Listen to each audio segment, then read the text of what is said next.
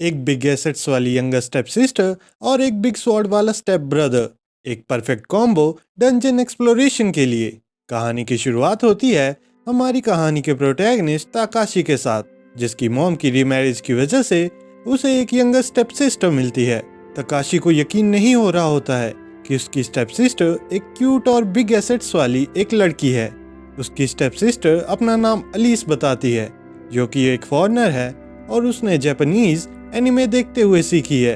अलीस और ताकाशी उस दिन से एक साथ रहने लगते हैं, पर अलीस के बिग एसेट्स ताकाशी को चैन से रहने नहीं देते हैं, जिसकी वजह से ताकाशी काफी स्ट्रेस में आ जाता है। अलीस और ताकाशी एक साथ ज्यादा टाइम स्पेंड करने लगते हैं ताकि वो एक दूसरे को अच्छी तरह से समझ सके।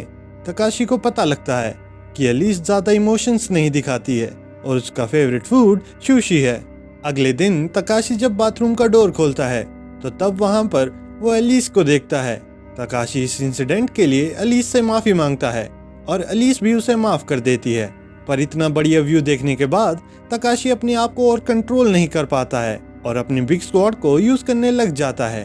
अब ऐसे ही ताकाशी गलती से बाथरूम का डोर बार बार खोलता रहता है, जिसकी वजह से उसे बार बार अपनी बिग स्वॉर्ड का यूज करना पड़ता है। इस सब से परेशान होकर एक दिन अलीस ताकाशी से कहती है कि डोर को नॉक करके खोला करो, पर ताकाशी का ध्यान उसकी बातों पर नहीं बल्कि कहीं और होता है और फिर वो अलीस की ड्राई होने में मदद करता है। अलीस इस सब से गुस्सा हो जाती है और ताकाशी को अपने रूम में आने को कहती है। अलीस के रूम के अंदर अलीस ताकाशी को डांट रही होती है, पर ताकाशी का ध्यान अब भी कहीं और ही होता है। और फिर ताकाशी अलीस के साथ एक कंपटीशन की शुरुआत कर देता है, जहां उसकी बिग स्वॉर्ड का मुकाबला अलीस के बिग एसेट्स के साथ होता है।